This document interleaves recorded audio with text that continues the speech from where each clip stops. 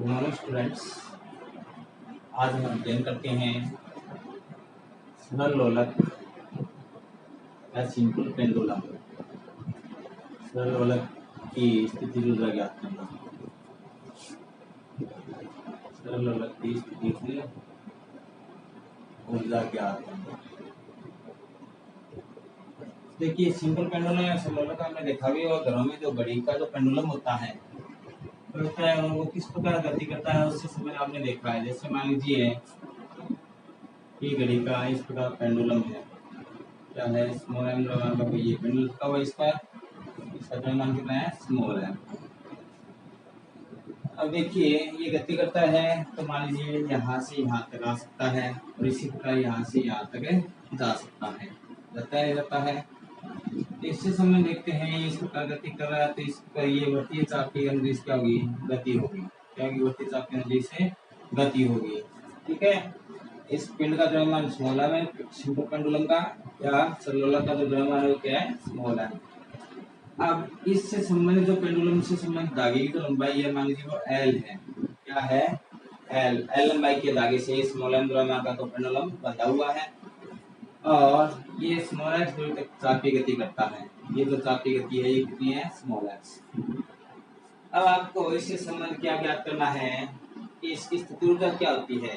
तो देखिए कोई भी यदि वस्तु है इस प्रकार गुरुत्वाकर्षण अधीन गति कर रही है तो इससे संबंध क्या आता जाता है, इसके बल को दो घटक में विभाजित किया जाता है। एक तो ऊर्ध्वाधर घटक होता है बल का और एक क्षैतिज घटक होता है। तो घड़ी के पेंडुलम में जो बल लगता है वो ऊर्ध्वाधर घटक लगता है तो F बराबर mg। तो होता है इससे संबंधित बल। ऊर्ध्वाधर घटक होता है तो साइन लगता है और क्षैतिज घटक होता है तो बल का कौन सा घटक उपयोग में लिया जाता है, कोस। तो F बराबर mg कोस थीटा लेते हैं, लेकिन यहाँ पर लगने वाला जो बल होता है वो क्या होगा, इसमें ऊर्ध्वाधर घटक होता है तो F बराबर क्या लिख सकते हैं, mg साइन थीटा। अल्प कोण के लिए यदि कोण क्या हो, अल्प हो, बहुत ही कम बन रहा हो तो अल्प कोण के लिए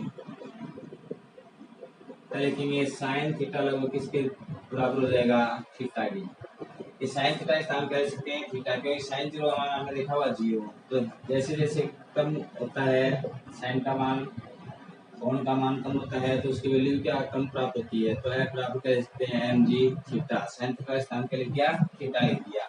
क्योंकि ठोस कोण का सूत्र होता है ठोस कोण बराबर चापीय दूरी बटे त्रिज्या, चापीय दूरी बटे त्रिज्या। ठोस कोण का जो सूत्र होता है वो क्या होता है, यदि कोई वस्तु वर्ताकार पथ के अनुदिश गतिमान होती है तो इसमें चापीय दूरी और त्रिज्या का अनुपात होता है ठोस कोण के तुल्य होता है। ये दो कोण है तो चापीय दूरी, चापीय त्रिज्या कार्य कौन करेगी, जो एल लंबाई का धागा है ये किसका कार्य करेगा, त्रिज्या का कार्य करता है। तो ठोस कोण को लिखते हैं थीटा द्वारा, चापीय दूरी को x द्वारा लिखा है ये रही, और त्रिज्या इसकी क्या है, l है। इसलिए क्या लिखेंगे, F बराबर mg थीटा इसका हम लिख सकते हैं x/l लिख दिया। अब देखिए ये चापीय दूरी है वो परिवर्तित हो सकती है, क्या हो सकती है, कम या ज्यादा हो सकती है। लेकिन जो पेंडुलम है उसका द्रव्यमान, वृत्तीय त्वरण और जो लंबाई वो क्या रहेगी, नियत रहेगी। लंबाई कभी भी कम ज्यादा नहीं, यहाँ पर जाएगा जैसे मान लीजिए 10 मीटर लंबाई धागा है तो यहाँ पर जाएगा तो 20 का मान ये रहेगा, यहाँ पर गति करके जाएगा तो भी ये रहेगा। लेकिन ये जो चापीय दूरी है ये क्या हो सकती है, परिवर्तित हो सकती है। तो इसके लिए एक नया नियतांक मानते हैं, माना mg/l बराबर k। यदि आप स्प्रिंग के बारे में पढ़ोगे तो इसको स्प्रिंग नियतांक कहेंगे, बना के को क्या कहेंगे, स्प्रिंग नियतांक। तो इससे संबंध लेके हल करते हैं आगे। तो क्या आएगा, F की वैल्यू निकाल लीजिए आप। तो ये आ गया आपके पास F बराबर kx।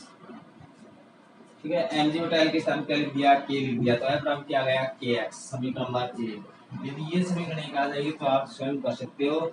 सरल लोलक या स्प्रिंग की स्थिति ऊर्जा ज्ञात करनी हो तो सबसे पहले आप क्या कीजिए, ऊर्ध्वाधर घटक वो यूज में लीजिए, F बराबर mg sin थीटा।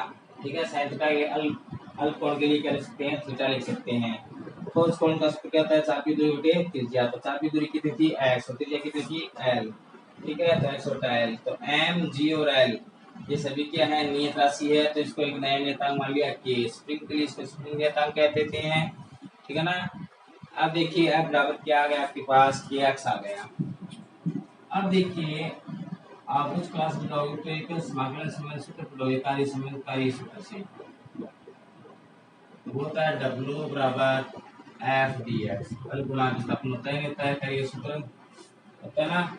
तो इससे संबंध हमें क्या करना है, एफ की वैल्यू रखो यहाँ पर समीकरण एक में, तो ये जो चिन्ह है ये होता है समाकलन का, किसका होता है, समाकलन का। तो समीकरण एक में समीकरण दो से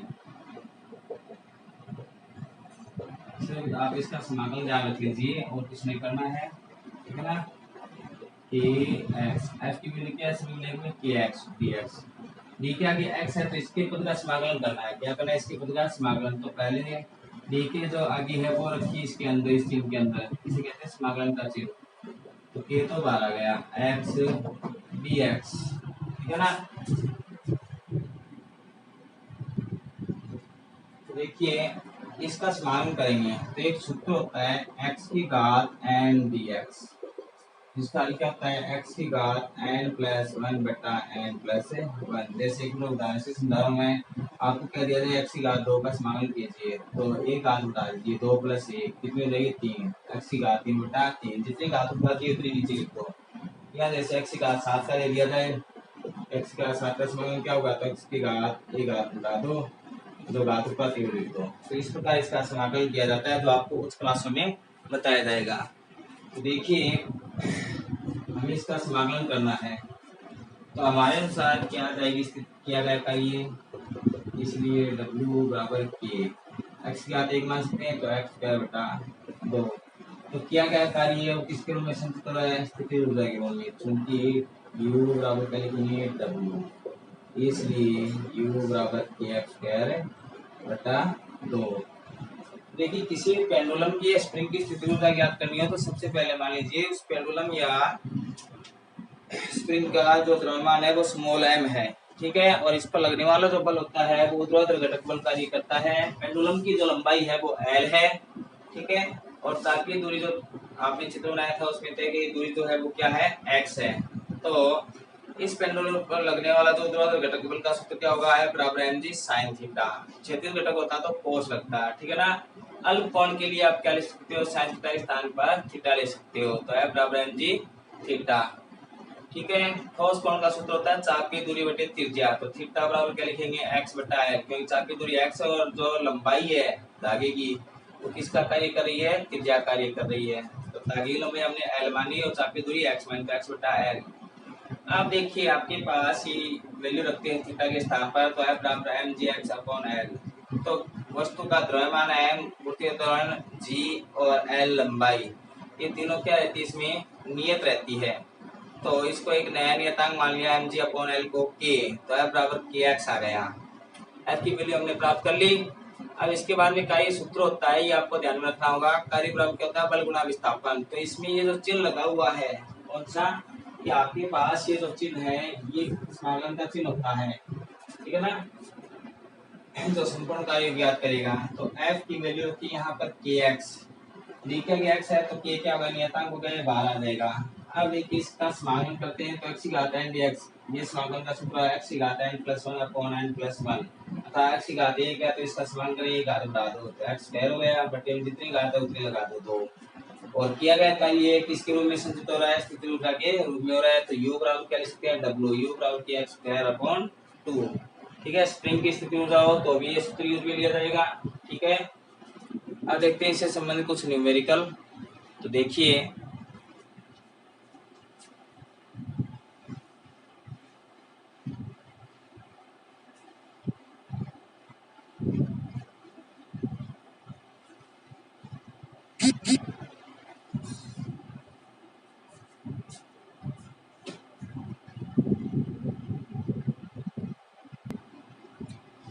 देखिए क्वेश्चन अपना इसके आधार पर, एक स्प्रिंग का स्प्रिंग नियतांक रखा है। देखिए क्या उदाहरण दिया हुआ है, एक स्प्रिंग का स्प्रिंग नियतांक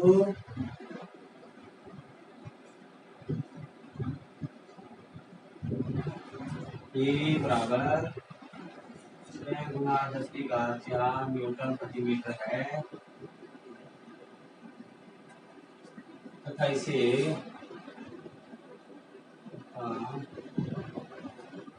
मध्य स्थिति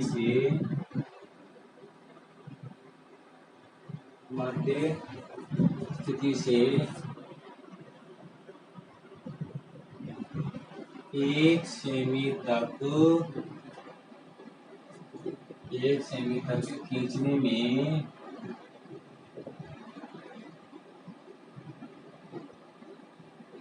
में किया गया कार्य ज्ञात कीजिए।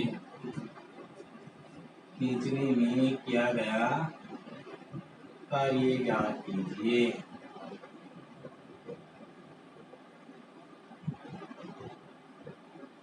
तो क्या कह रहा है, एक स्प्रिंग का स्प्रिंग नियतांक दे रखा है जिसकी वैल्यू कितनी दे रखी है, के बराबर 6 गुना 10⁴ न्यूटन प्रति मीटर। ठीक है ना। अब इसके बाद ये क्या कह रहा है कि इसको 1 सेमी तक खींचा गया है, स्प्रिंग को कितना खींचा गया है, 1 सेमी तक। तो किया गया कार्य ज्ञात करना है। तो आंसर देखिए, तो ए की वैल्यू दे रखे में 6 गुना 10⁴ न्यूटन प्रति मीटर। कोई दिक्कत नहीं है। 1 सेमी तक तो विस्थापन दे रखा है x, 1 सेमी तक इसको खींचा गया है। तो पहले कोई भी क्वेश्चन हो जिसमें सेमी दे रखा तो इसको किसी मीटर में, विस्थापन को मीटर में यूज में लेते हैं। तो 100 का वादा जाएगा 1/100 मीटर। कोई दिक्कत नहीं है। और कह रहा है कि इसको खींचने में किया गया कार्य ज्ञात कीजिए, W का मान क्या यू भी स्थिति स्थिति हो सकता है। तो स्प्रिंग की स्थिति ऊर्जा, जो हमने पेंडुलम की निकाली सेम की सेम वही होती है स्थितिज ऊर्जा। सूत्र याद रखना है सिर्फ आपको, W बराबर 1/2 ये x²। ये था U या W एक ही बात है कि तो k की वैल्यू क्या है, 6 गुना 10⁴ गुना x। तो देखिए x की जो वैल्यू है तो क्या है 1/100 गुना 1/100। तो आप इसको कैंसिल करो 3 बार। 3 गुना 10⁴ का क्या है 100। इस प्रकार लिख सकते हो 4 को 0 बटा में क्या रहेगा 100 गुना 100। 4 0 क्या भाई कैंसिल। W बराबर 3 जूल। तो किया गया कार्य कितना प्राप्त हो गया, 3 जूल प्राप्त हो गया। ठीक है ना। तो इस प्रकार स्प्रिंग की स्थिति ऊर्जा से हम ज्ञात। इसी प्रकार और न्यूमेरिकल देखते हैं। एक न्यूमेरिकल क्या देखा, देखिए एक वस्तु पर बल बता रखा है और कार्य गणना करनी है। देखिए क्या लिखी है,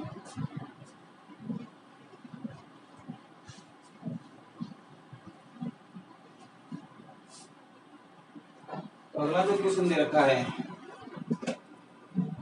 वो क्या देखा, देखो एक वस्तु पर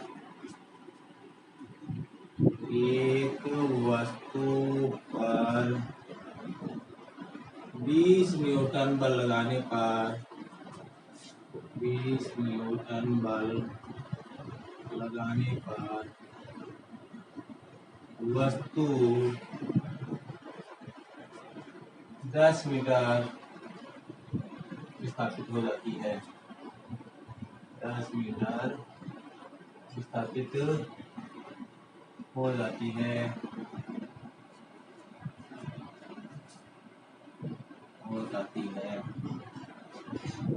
तो किए गए कार्य की गणना कीजिए। तो किए गए कार्य की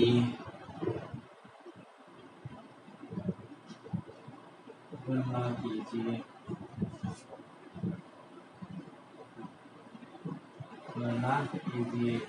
और कोष्टक में गुरुत्वीय त्वरण की वैल्यू रखी है 10 मीटर प्रति सेकंड स्क्वायर। तो क्या कह रहा है, एक वस्तु पर 20 न्यूटन बल लगाया जाता है। कितना बल लगाया जाता है, 20। न्यूटन, और वह 10 मीटर दूरी तक क्या हो जाती है, विस्थापित हो जाती है। तो के कार्य की गणना करनी है। वही मुख्य तौर पर मान्य था कि स्थिति ऊर्जा भी चाहिए मुख्य तौर पर। तो एंसर देखते हैं, एंसर में क्या लिखेंगे, क्या क्या रखा है, बल कितना लगाया गया है 20 न्यूटन,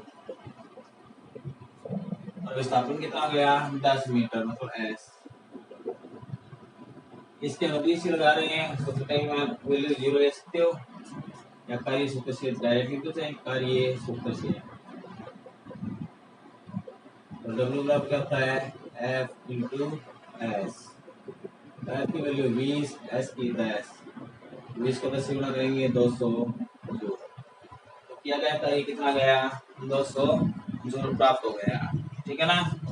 तो इसमें क्या है, आपको कह रहा था 10 मीटर दूर तक विस्थापित किया गया था, तो किया गया कार्य कितना होगा। इसी प्रकार जैसे इस प्रकार क्वेश्चन आ जाए, जैसे अगला क्वेश्चन है वो देखिए, कैसे पता चलेगा कौन सा सूत्र लगेगा। तो अगला ध्यान देखते हैं।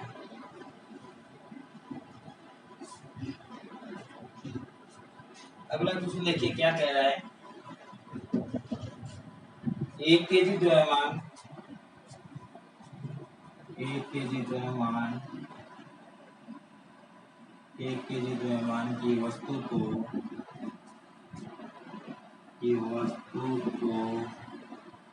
4 मीटर, 4 मीटर ऊंचाई तक, 4 मीटर ऊंचाई तक ले जाने के लिए, ले जाने के लिए, ले जाने के लिए किया गया कार्य ज्ञात कीजिए। किया गया कार्य ज्ञात कीजिए।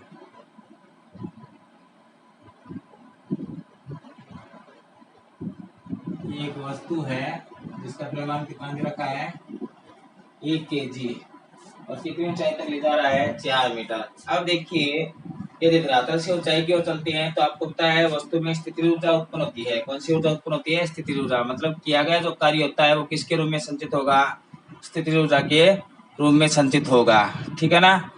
तो इससे संबंधित आपको कौन सा सूत्र चाहिए और इसमें क्या दिया हुआ है, इससे संबंधित आपके पास वैल्यू दे रखी किसकी, एक तो द्रव्यमान की दे रखी आपको, ठीक है। तो देखिए इससे संबंधित यदि देखते हैं आंसर में क्या लिखेंगे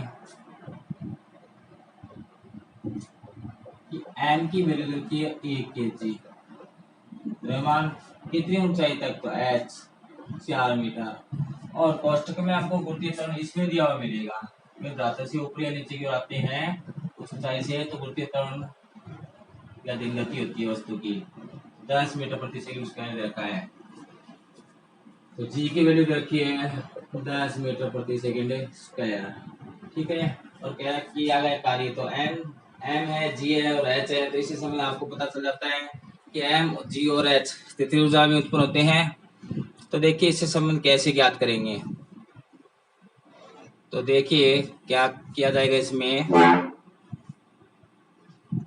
कि आप वैल्यू रख दीजिए स्थितिज ऊर्जा सूत्र से, तो कार्य सूत्र से, और किया गया कार्य किसके रूप में संचित होगा, यू के रूप में संचित होगा, अर्थात स्थितिज ऊर्जा के रूप में। और यू क्या होता है mgh, यू का सूत्र, तो W बराबर mgh।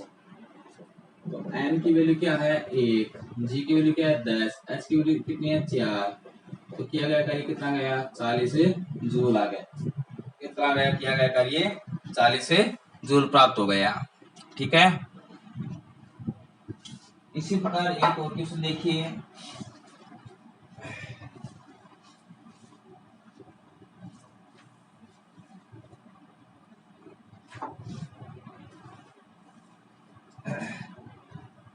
क्या लिखा है,